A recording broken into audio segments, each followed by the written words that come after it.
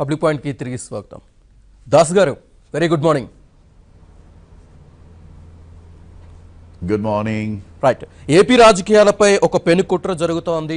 సీమ తరహా ఫ్యాక్షన్ రాజకీయాల తరహాలో అర్బన్ ఫ్యాక్షనిజం అనేది ఒకటి తెర మీదకి తీసుకొచ్చారు. దీన్ని 3 దశల్లో అమలు చేయడానికి పొరుగు రాష్ట్ర పెద్దలు వ్యూహం రచించారు అన్నట్టుగా ఒక వార్త ప్రచురితమైంది. సో దీనికి సంబంధించి రాజకీయ వర్గాలు కూడా ఒక చర్చించుకుంటున్నాయి. అంటే 3 దశల్లో చేస్తారు. మొదటి దశలో ముందుగానే పార్టీ మారేలా నేతల మీద ఒత్తిడి తేవడం అనేది, రెండో దశలో బరిలోకి దిగకుండా చేసే దశలో వాళ్ళని తప్పించడం అనేది రెండో దశగా చెప్తున్నారు. మూడో దశలో గెలిచిన తర్వాత పార్టీ మారేలా చేయడం అనేది, ఈ 3 అంశాలు ప్రధాన ఎజెండాగా అర్బన్ ఫ్యాక్షనిజం అనేది కొత్తగా తెర మీదకి తీసుకొస్తున్నారు అనేది ఇప్పుడు వినిపిస్తున్నమాట. దీనికి సంబంధించి మీరే అంటారు?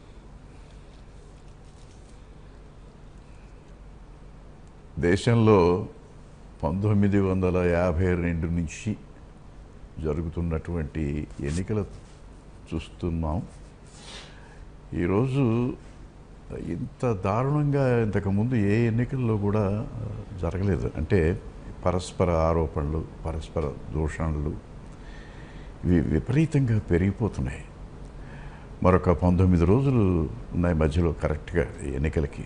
అందుచేత ఈ పరస్పర దూషణలు, ఆరోపణలు పక్కన పెట్టి ఒక గుణాత్మకమైనటువంటి ప్రాపగాండా ఎన్నికలకు వాళ్ళు ప్రచారం చేసుకుంటే బాగుంటుందని అన్ని పార్టీల వారికి నేను విజ్ఞప్తి చేస్తున్నాను. కారణం ఏమిటంటే, ప్రజల్లో మనం ఏమనుకుంటున్నామంటే ఎక్కువ దూషణలు చేస్తే మనకు వేస్తారని కాదు.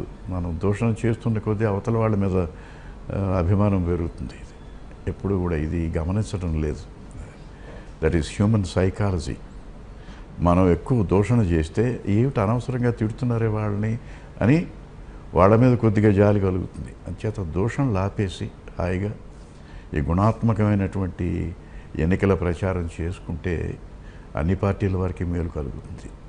అంతేకాకుండా ఒకటి జరిగినప్పుడు, ఒక సంఘటన జరిగినప్పుడు ఎవరికి తోచిన విధంగా వారు మాట్లాడుతున్నారు. వీరే చేయించారు లేదా వారే చేయించారు. ఇక్కడ మనకు కొన్ని వ్యవస్థలు ఉన్నాయి. ఒక పోలీసు వ్యవస్థ అనేటువంటిది, చట్టం అనేటువంటిది ఉంది. ఈ వ్యవస్థల మీద నమ్మకం పెట్టుకోవాలి. అసలు చట్టము, పోలీసు వ్యవస్థ కానీ గట్టిగా ఉంటే ఎవరన్నా ఫలానా వారు చేశారు, చేయించారు అంటే వెంటనే వారిని ఓకే, మిమ్మల్ని మేము విట్నెస్గా పెడతాం, రండి కోర్టుకి, మీరు చెప్పండి, మీకు ఎలా తెలిసింది, ఇది ఎవరి ద్వారా ఇది వచ్చింది, ఈ సమాచారం మీకు ఎక్కడి నుంచి వచ్చింది అని నిజంగా చెప్తే బహుశా ఎవరు నోరెత్తరేమో.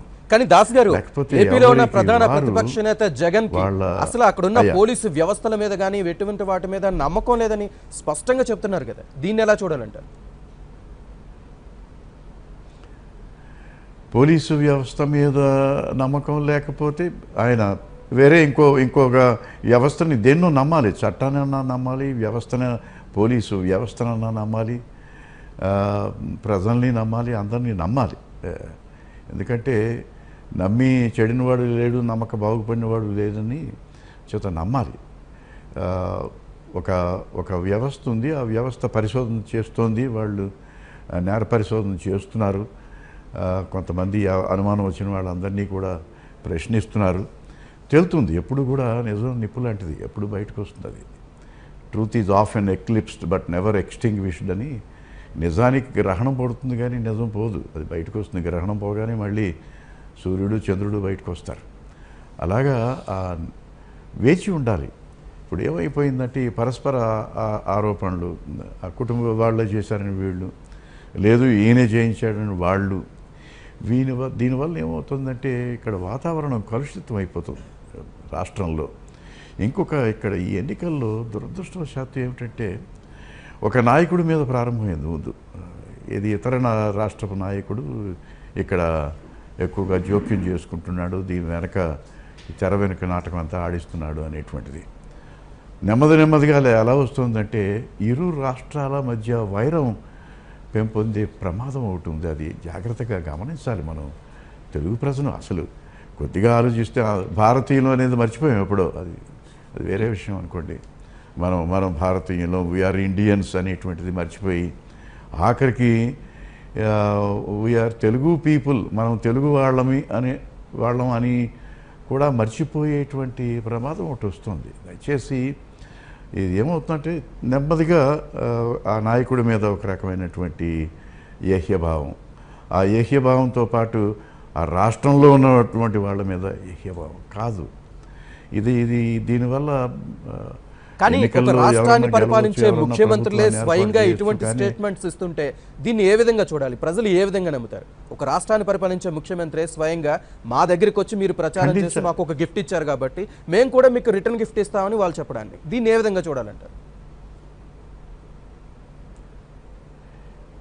ఏ రాష్ట్ర ముఖ్యమంత్రి అయినా, ప్రధానమంత్రి అయినా, ఎవరైనా సరే ప్రజలకు విరుద్ధంగా, ప్రజల్లో ద్వేషాలు కలిగించేటువంటి ప్రకటనలు చేస్తే దాన్ని నిర్ద్వందంగా ఖండించాలండి ఎవరైనా సరే. దీనికి ఇక్కడ అతను పదవిలో ఉన్నాడు కాబట్టి అయినా మాట్లాడచ్చు అని కాదు. ఎవరైనా సరే ప్రజల్లో విద్వేషాలు పెరిగే విధంగా కానీ, రాష్ట్ర ప్రయోజనాలకు దెబ్బతీసే విధంగా కానీ ఎవరు వ్యాఖ్యలు చేసినా, ఏ రాష్ట్ర ముఖ్యమంత్రి అయినా దాన్ని మనం ప్రజలు ఖండించాలి. బహుశా ప్రజల్లో బాగా ఆలోచించే వాళ్ళు ఎవరూ కూడా దాన్ని హర్షించరు. ఎవరైనా సరే దోషణలు చేస్తే సంస్కారం ఉన్న వాళ్ళు ఎవరూ కూడా హర్షించరు. ఇక్కడ ఎంతసేపు ఎదుటి వాళ్ళని తిట్టి నేను పైకి రావాలి అనుకోవడం అసలు చాలా తప్పది. అది మంచి పద్ధతి కాదు. ఎదుటి వాళ్ళని దూషించి నేను గొప్పవాడిని అని చెప్పుకోవడానికి ప్రయత్నం చేస్తే దానివల్ల ప్రయోజనం ఏమి ఉండదు. కానీ దాస్ గారు మీరు ఒక విషయం చెప్తున్నారు, ఒక పార్టీని దూషించడం ద్వారా ఇంకొక పార్టీకి అది చాలా వాళ్ళకి అడ్వాంటేజ్ అవుతుంది, దాన్ని ప్రజలు దాన్ని తీసుకుంటారు, పాపం అనవసరంగా ఆ పార్టీని వాళ్ళని తిడుతున్నారు అంటున్నారు. కానీ ఏపీలోని రాజకీయ పార్టీలను తీసుకుంటే కనుక ఏ ఒక్క పార్టీ కూడా ఈ దూషణ పర్వానికి అతీతం కాదన్నట్టుగానే ఇప్పుడు మనకు కనిపిస్తున్నాయి. సో ప్రజలు దీన్ని ఏ విధంగా తీసుకుంటారంటారు?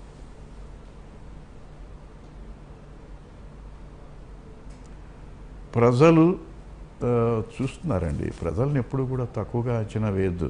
ఎందుకంటే ఇవాళ ప్రస్తుతం ఆంధ్రప్రదేశ్లో ఉన్నటువంటి వాతావరణం ఏమిటంటే పార్టీల గురించి ఆలోచించడం లేదు, నాయకుల గురించి కూడా ఆలోచించడం లేదు. మన ప్రాంతంలో ఉన్నటువంటి వ్యక్తులు ఎవరు పోటీలో ఉంటున్నారు, ఎవరు అవినీతిపరులు, ఎవరు నీతిమంతులు, ఎవరు వీళ్ళకి నిజంగా ప్రజలకు సేవ చేయాలనేటువంటి ఉద్దేశం ఉంది, లేదా కేవలం పదవి కోసమే పాకులాడుతున్నారా, ఇవి జాగ్రత్తగా చూస్తున్నారు ఈ పార్టీలు.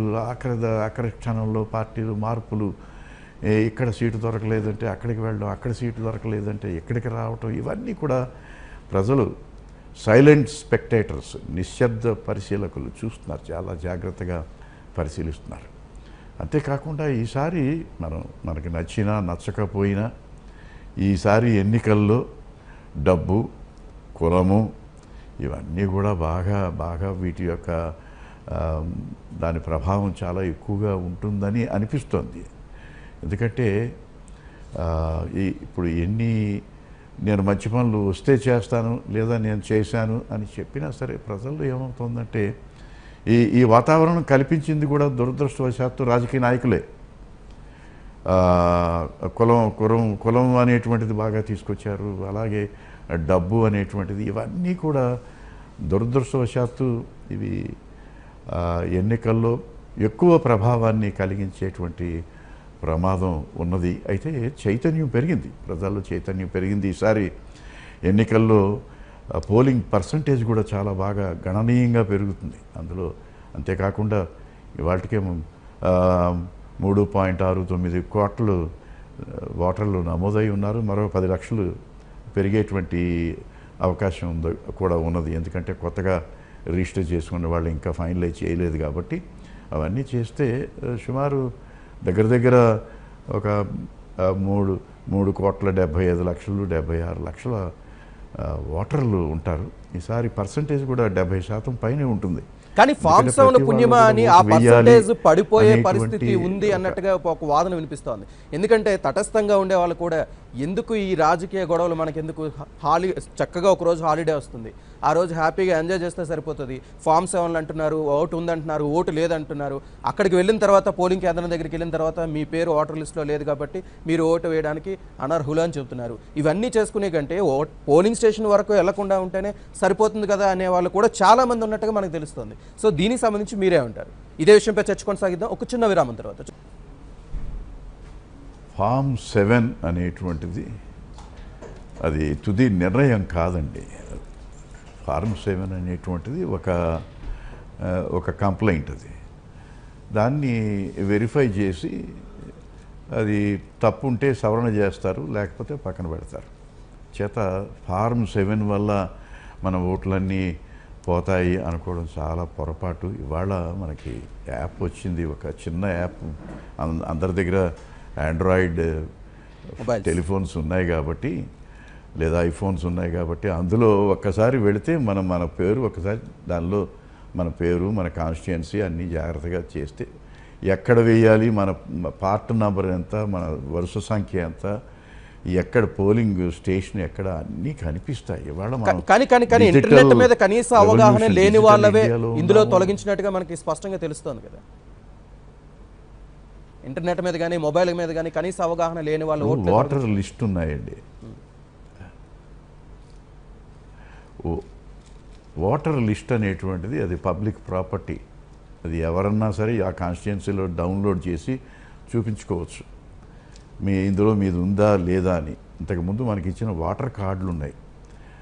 ఓటర్ కార్డు ఉంటే పేరు లేకపోయినా సరే ఒక ఆధారం ఏదో అంటే పాస్పోర్ట్ కానీ, డ్రైవింగ్ లైసెన్స్ కానీ, లేకపోతే ఆధార్ కార్డు కానీ తీసుకెడితే, ఓటర్ కార్డు ప్లస్ ఒక ప్రూఫ్ తీసుకువెడితే అక్కడ పేరు లేకపోయినా సరే టెండర్ ఓట్ అని ఓటు వేయించాలి పోలింగ్ ఆఫీసర్. కానీ అలా చేయడానికి వీలు లేదు. నా ఓటు ఎవరో వేసేశారండి అని చెయ్యాలి. అది చట్టం. అది చట్టాన్ని ఉల్లంఘిస్తే ఏం చేయగలం? అలాగే ఎవరన్నా మీ ఓటు ఆల్రెడీ ఎవరో వేశారండి అన్నారనుకోండి, అలా ఎలా అవుతుందండి? నేను ఇప్పుడు వచ్చాను, ఇదిగోండి నా కార్డు ఇది, నా ఐడెంటిటీ కార్డు, నా గుర్తింపు కార్డు ఇది, అంచేత నేను ఓటు వేస్తాను అంటే టెండర్ ఓటు అని వేసి వాటిని పక్కన పెడతారు. కానీ అలాంటి పరిస్థితి తెలంగాణ రాష్ట్ర రాజకీయాల్లో చోటు చేసుకుంది, తెలంగాణ ఎన్నికల్లో చోటు చేసుకుంది. కానీ అప్పుడు కూడా ఎలక్షన్ కమిషన్ సింపుల్గా బయటకు వచ్చి సారీ చెప్పింది. సో ఇటువంటి పరిస్థితే ఏపీలో కూడా ఏర్పడితే ఏం చేయాలి? ఒకటండి, మనం ఎలక్షన్ కమిషన్ని కూడా నమ్మకపోతే ఇంకా కష్టం. ఎన్నికలు తీసేయాలి. ఇంకా భారతదేశంలో ఎన్నికలు అనేటువంటి ప్రక్రియ లేకుండా చేయాలి. వాళ్ళు ఎలక్షన్ కమిషన్ ఒక స్వతంత్ర ప్రతిపత్తి కలిగినటువంటి ఒక వ్యవస్థ, రాజ్యాంగ వ్యవస్థ. మనకి ఇవాళ సుప్రీంకోర్టు మీద మాకు నమ్మకం లేదు, హైకోర్టు మీద నమ్మకం లేదు, ఎలక్షన్ కమిషన్ మీద నమ్మకం లేదంటే ఎలా చెప్పండి ఒకసారి? ఏ రకమైనటువంటి ప్రభుత్వాన్ని ఏర్పాటు చేసుకుందాం? మళ్ళీ చక్రవర్తులు, రాజులు లేదా డిక్టేటర్స్ వీళ్ళని పెట్టుకొని పరిపాలన చేసుకుందాం ప్రపంచాన్ని? ప్రజాస్వామ్యంలో కొన్ని వ్యవస్థలు వాటిలో ఉంటాయి, లోపాలు ఉంటాయి. ఏ వ్యవస్థలో అయినా సరే లోపాలు ఉంటాయి. ఆ లోపాలు సరిదిద్దుకోవడానికి ప్రయత్నం చేయాలి. కానీ అసలు ఆ వ్యవస్థలే అక్కర్లేదు అనుకుంటే సమాజం నిలబడదండి. దయచేసి కొద్దిగా మనం ఆలోచించాలి. ఎందుకంటే ఈ మధ్య వీటి మీద ఎక్కువ ఇవి జరుగుతున్నాయి, వాటి మీద ఎక్కువ కామెంట్స్ వస్తున్నాయి. ఎలక్షన్ పోలీస్ మీద, పోలీస్ వ్యవస్థ మీద. ఒక్కరోజు పోలీస్ వ్యవస్థ లేకపోతే ఏమవుతుందో విజయవాడ నగర ప్రజలకు తెలుసు. శ్మశానం అయిపోతుంది, ఒక నగరమే శ్మశానం అయిపోతుంది ఒక్కరోజు కానీ పోలీసు వ్యవస్థ స్తంభించిపోతే. ఇవాళ రాజకీయ నాయకులు అందరికీ, ప్రతిపక్షంలో ఉన్నా సరే ప్రభుత్వంలో ఉన్నా సరే, వారందరికీ కూడా మళ్ళీ రక్షణ కలిగించేది పోలీసులే కదా. చేత ఈ వ్యవస్థల మీద నమ్మకం ఉంటారు. అన్ని బ్లాక్ లెగ్స్ ప్రతి దాంట్లో ఉన్న అన్ని వ్యవస్థల్లో ఉంటారు. దొంగ ప్రొఫెసర్స్ ఉంటారు, దొంగ లాయర్లు ఉంటారు, దొంగ వైద్యులు ఉంటారు, దొంగ అధికారులు ఉంటారు. కానీ వ్యవస్థల్ని మనం పూర్తిగా వాటి మీద విశ్వాసం కోల్పోతే సమాజం చిన్నాభిన్నం అయిపోతుంది, ఛిద్రం అయిపోతుంది. మనం జాగ్రత్తగా ఆలోచించాలి. సాధ్యమైనంత వరకు వాటి మీద చట్టపరమైనటువంటి చర్యలు తీసుకోవాలి, కానీ వాటిని పబ్లిసిటీలో తీసుకొచ్చి ప్రజల్లో వాటి మీద విశ్వాసం కోల్పోయేటువంటి పరిస్థితిని మాత్రం మనం దాన్ని చేయకూడదండి. చేస్తే మంచిది కాదు నా ఉద్దేశంలో. దాస్ గారు, ఇందాక మీరు పార్టీ అభ్యర్థుల ఎన్నికలు కోసం ఒక జరగనివ్వండి, విషయం చెప్పారు. ఎన్నికలు ప్రజలు ఎన్నుకుంటారు.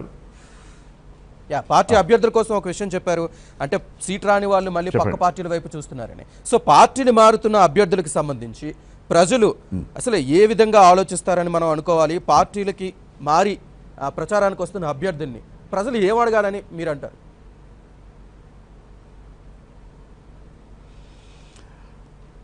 ప్రజలు నా ఉద్దేశంలో పార్టీలు మారిన వారిని సాధారణంగా కొద్దిగా సామాజిక స్పృహను వాళ్ళు ఎవరు కూడా వారిని బలపరచరండి నా ఉద్దేశంలో. అంటే ఇవాళ సీటు రాలేదని కొంతమంది వెళుతున్నారు. ఆ పార్టీకి గెలుపు అవకాశాలు ఎక్కువగా ఉన్నాయి కాబట్టి ఆ పార్టీలో చేరితే మనకు అక్కడ మనం నెక్కుతాము. అంతేకాకుండా మనకేదో పదవి కూడా వచ్చే అవకాశం ఉంది, మినిస్టర్ అయ్యే అవకాశం ఉంది అనేటువంటి కేవలం స్వప్రయోజనాల కోసం వెళుతున్నటువంటి నాయకుల్ని చూస్తున్నారు ప్రజలు, జాగ్రత్తగా గమనిస్తున్నారు. చేత ఇవాళ ఇంకొకటి డబ్బు ప్రమేయం ఉన్నా సరే డబ్బు తీసుకొని కూడా ఎవరికి నచ్చిన వాళ్ళకి వేస్తారు. అది కూడా జరుగుతుంది, అది ఎక్కువ శాతం జరుగుతుంది. అది అంటే అటువంటి వ్యక్తులు ప్రచారానికి వచ్చినప్పుడు ప్రజలు ఏం కోరాలి? పార్టీ మారిన వాళ్ళ మీద ప్రజానికి ఎవరు వచ్చినా వింటారండి. మీరు చూడండి, ఎవరు వెళ్ళినా సరే తండోపతండాలుగా ప్రజలు వస్తున్నారు. ఎవరు ఏ రాజకీయ నాయకుడు వెళ్ళినా సరే ప్రజలు తండోపతండాలుగా వస్తున్నారు. ఎందుకంటే విందాం ఏం చెప్తాడో. ఇప్పుడు మనకి మొదటి నుంచి కూడా ప్రశ్నించేటువంటి అలవాటు లేదు. చిన్నప్పటి నుంచి మనం పిల్లలకు కూడా నేర్పలేదు. నేను ఒక 50 సంవత్సరాలుగా అధ్యాపకుడిని. క్లాస్ రూమ్లో ఒకే గొంతుకు వినిపిస్తుంది, రెండో గొంతుకు వినిపించదు కదా. ఆ కుర్రాడు ఏమన్నా అడగాలన్నా సరే సైలెన్స్ సెట్ డౌన్ అని గదమాయించడం తప్పితే ఆ ప్రశ్న అడిగేటువంటి అలవాటు మనం చేయలేదు చిన్నప్పటి నుంచి. సౌమ్యంగానే అడగవచ్చు, గట్టిగా ఎదిరించి అడగక్కర్లేదు, వినయంగానే ప్రశ్నించవచ్చు. అది కూడా మనం సహించలేం. ఎంతసేపు మనం చెప్పింది వినాలి.